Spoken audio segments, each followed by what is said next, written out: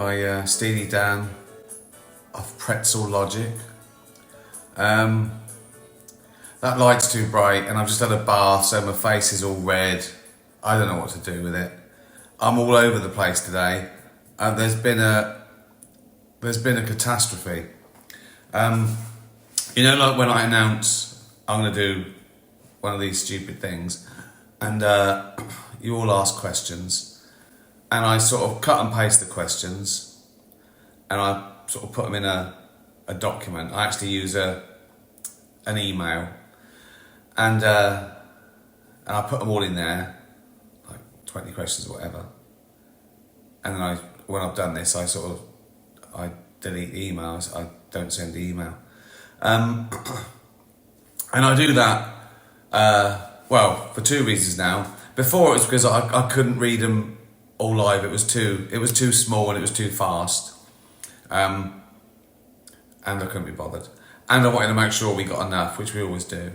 And now, I think if you're not verified, you can't even ask a question. So I do them all in advance, mostly cats and dogs. And I've got them ready, and I read them off my laptop. Then, right, just before this, I find a little tune on YouTube. You know the drill. So I got all the questions ready. I went to start YouTube, and I deleted the fucking email. So I lost all your questions. Oh, what a twat. I didn't know what to do. I was looking in bin and to delete. Doesn't exist, does it? Fucking hell. I thought this is a good start. Look at my big fat red face. That's too bright. What can I do? Can I turn it away a bit? I don't know. Is that better? I mean, I remembered a couple. This will be shorter. So I'm sorry if you asked a nice question and now it's all ruined. The gist of them was sort of all about the house or the tour or pickle. Some, would you rather have a testicles for eyes? The usual. I remember I've got some that I've found quickly, and I'll just riff. Jeannie asked, worst job you could have. Colonoscopy doctor, shoving a camera up your ass. That's alright, isn't it? I mean, I doubt anyone puts that first. It's a highly skilled job. They're doctors, and then specialists. So they've done like 7-8 years training and all the training on the job. So, I mean, they're the best in the world, but I don't think an 18-year-old at a university doing medicine looks down the list: brain surgery, thoracic surgeon, endocrine specialist, ear, nose, throat, arseholes. Can I do arseholes? And they'll go, yeah. That can't be first choice, can it? I want to be a brain surgeon. You only got 40%, Bobby. Oh, can I still be a doctor? Yeah, you can be a doctor, but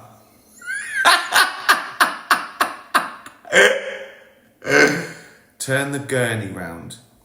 You won't be going near their head. Okay? It's not bad though. That's not bad. I'd rather do it than have it done to me. Again, I'm not volunteering to shove cameras up people's asses. If it was like a gun to my head, do you want me to shove something up your ass, or you've got to shove up someone up? Actually, I don't know. It depends what it is, I suppose.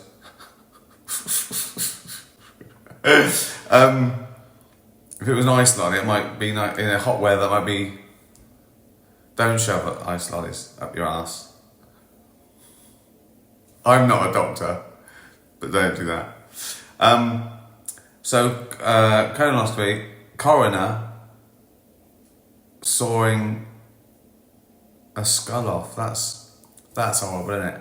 Again, though, it's a dead person. It's like, it's not them. It's just their. I mean, still horrible, yeah. It's different, isn't it?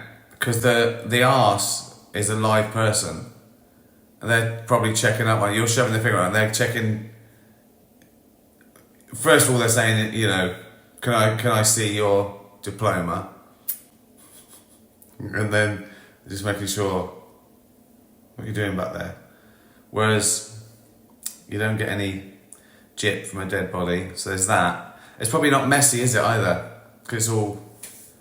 Is it all congealed? I don't know.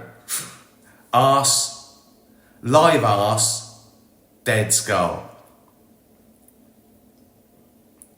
Don't know. Or crime scene cleaner, shoveling up guts. Again, see, that's horrible, isn't it? I mean, that's horrible because something terrible has happened, and it's fresh, and you've got to be really careful. You can't fuck things up. Do you know what I mean? If you're a coroner and you're going, right, we've got to find the fucking murderer, and you sneeze, they go, what's your DNA? You go, I sneezed. I go, yeah, everyone says that. Everyone says that. I mean, I think I'd have to go for being the worst. What's the worst? But crimes, it's exciting, isn't it? Coroner. That's got to be a shit. That's horrible, isn't it? It's all down there. It's all cold.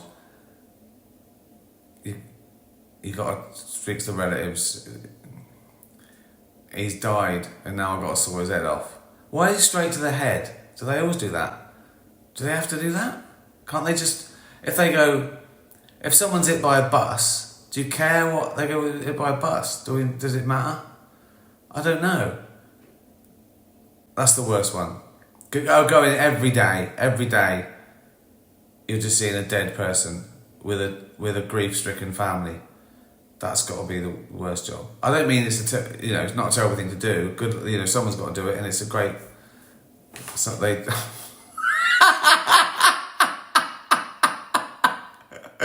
I feel that I've got to give coroner the same sort of deal as I gave the arse doctor. Like, is it first choice? Maybe. I think if you're a student, you're a goth. You go, I don't want arses, I want dead people. And they go, all right. There's something for everyone. Like loads of students, you go, right, you with a white face and the spider's web tattoo, you're on dead people. Brilliant. You with the little fingers, you're an arse doctor.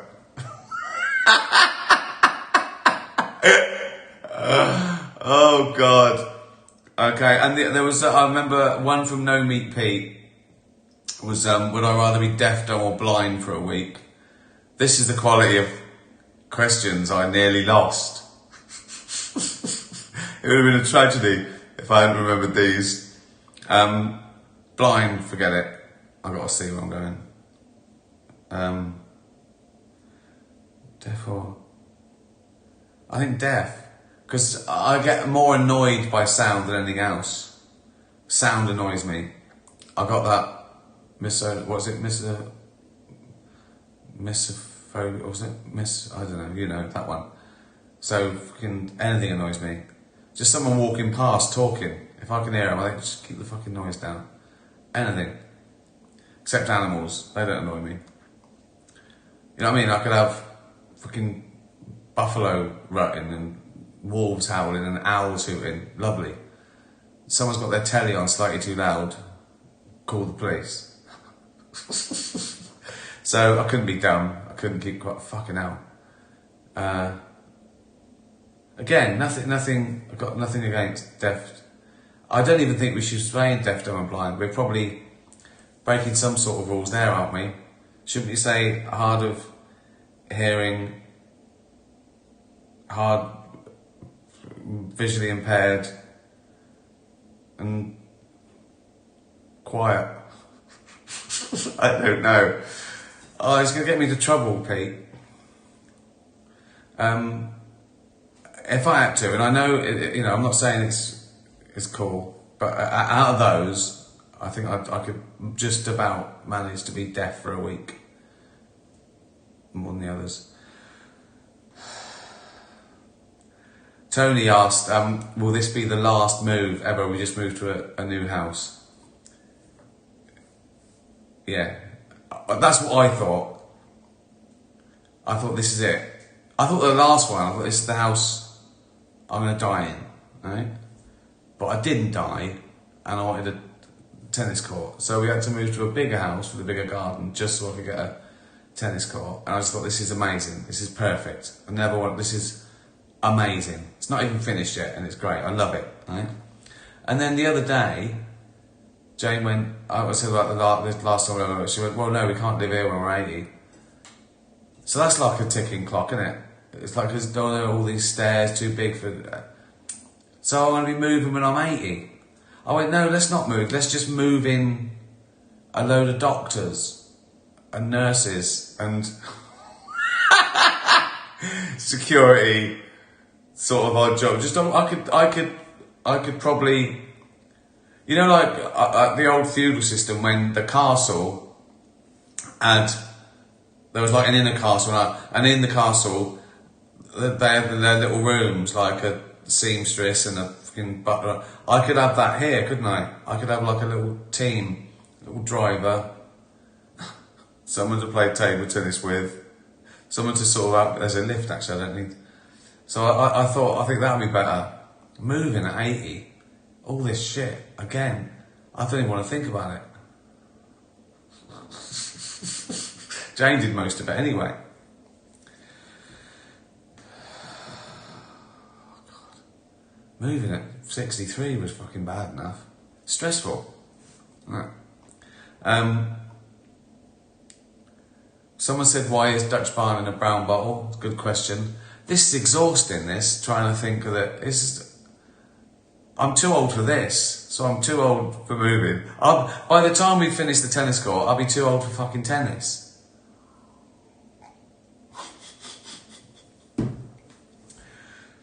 Yeah. Why is Dutch Barn in a brown bottle? First time I saw it, I thought vodka bottles were meant to be all like crystal and diamond and, wow. I saw that one, I thought it looks a bit like a cider bottle. But then I found out, one, it's the only one like it, so it stands out on the shelf, which is good. Two, it's more recyclable because with a crystal clear bottle, you need to use more new glass, whereas with this you can use any old brown glass, so it's more recyclable, and it's better for the vodka because sunlight sort of affects it a bit. So there's 3 reasons why it's better in a brown bottle, and I've got to like the look more now. It looks like it looks sort of weighty and important and sort of, it looks like an award. I like it. So that's the reasons. Someone said, why is the tour called Mortality? Well, I know. It's sort of about my life really, what I've learned, how the world has changed. I mean, they've all got a bit of that in them, but I just thought, and it's on the nose, mortality. I think it's like it's sort of quite a scary title, isn't it? People think, mortality, I'm not going to see that show, which I've always liked. I did like, humanity and supernature and Armageddon. I think I like one word.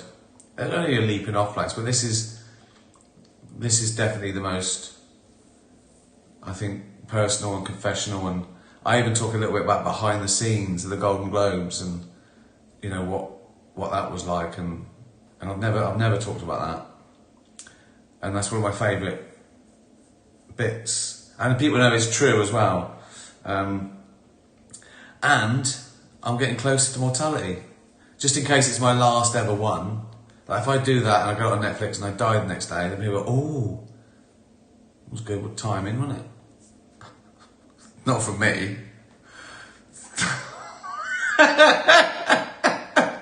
And it's good to laugh about death. Comedians like death because we know it sort of scares some people, and we sort of like that. We don't mean permanently. I like things. That's why I deal in taboo subjects, because I can feel people go, "Why is he talking about that?" And then you take them through a scary forest and out the other side, and it's all okay. And that's the only way to deal with taboos, is to familiarise yourself and laugh at them. No point in being scared of anything, really. Not like that, I mean. I'm scared of stuff. You know. Roads. Spiders. Axe murderers. You know, those sort of things.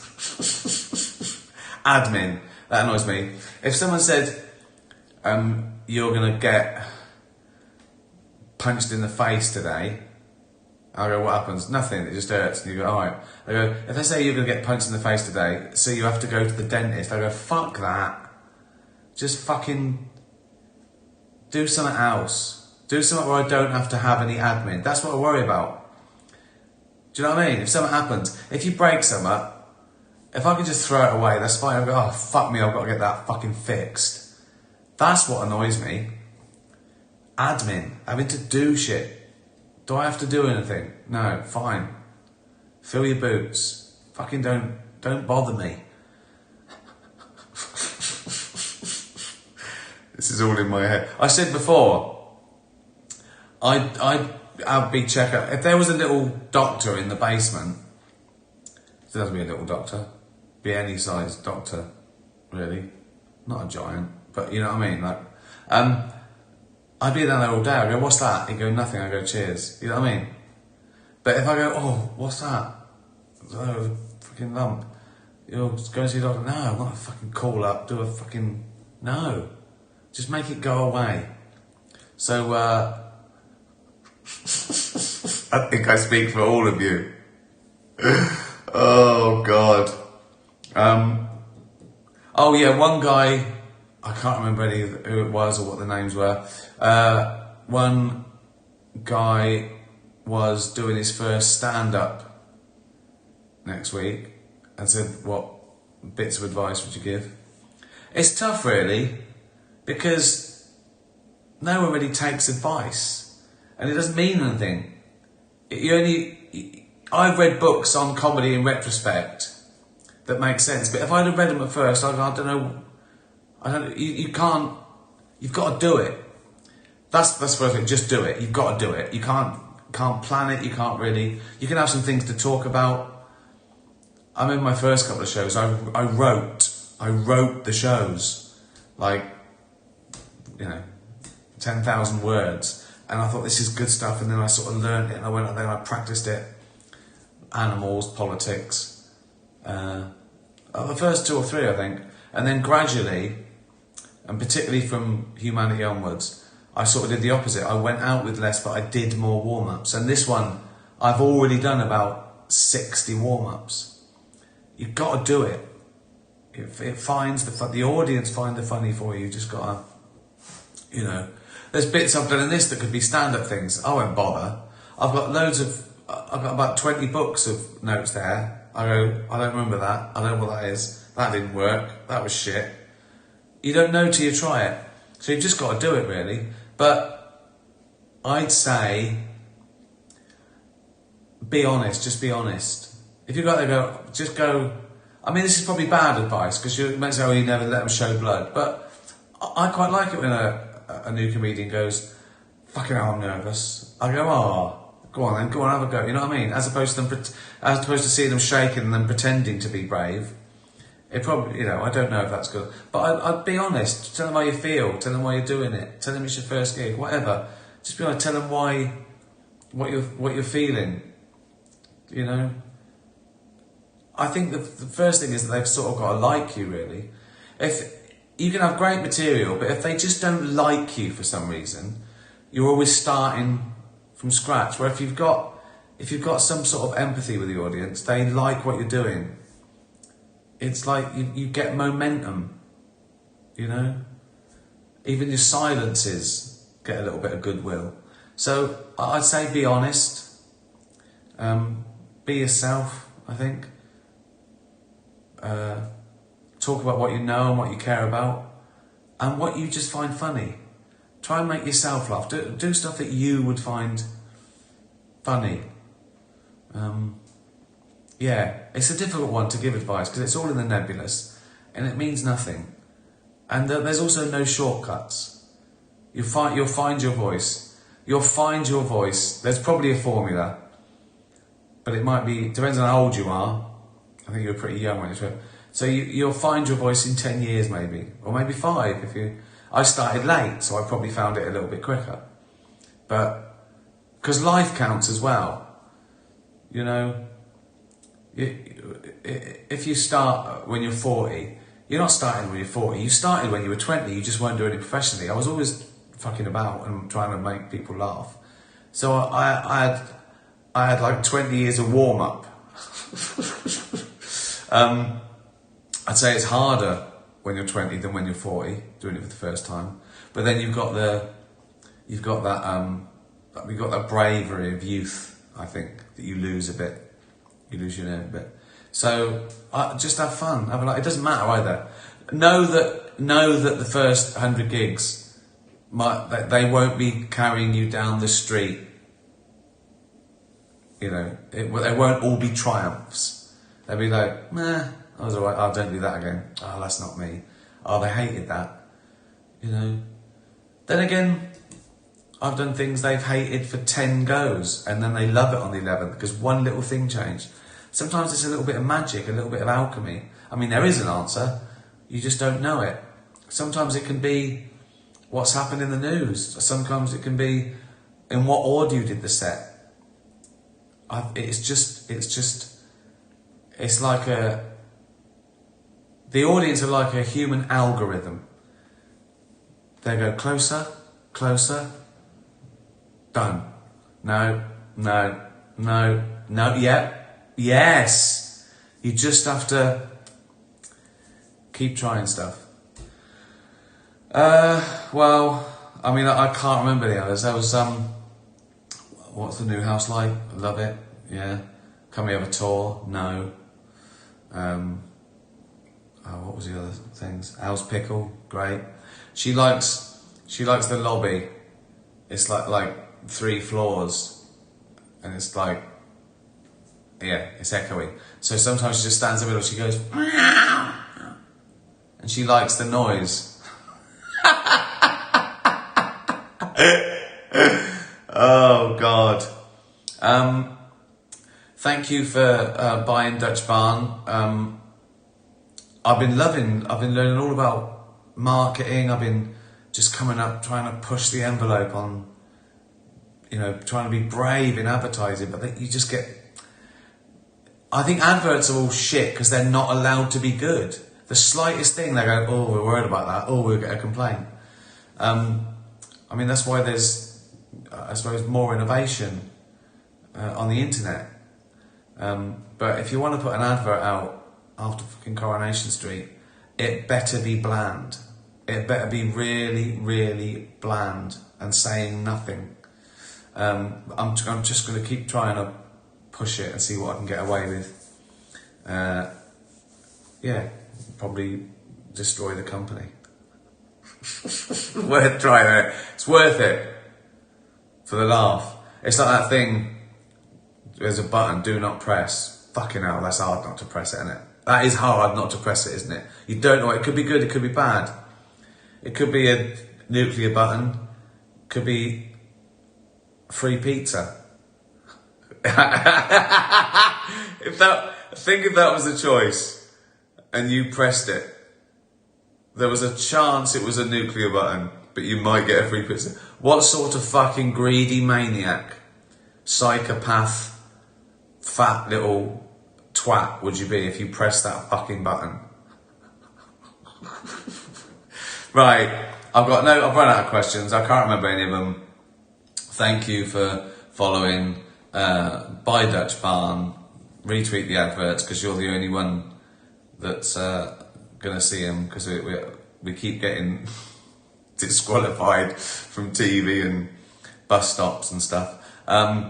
So yeah, the first bollocks in the new house, and it was an absolute disaster. Obviously, I ruined everything. I look fat. I got to sort the lighting out. It's all wrong.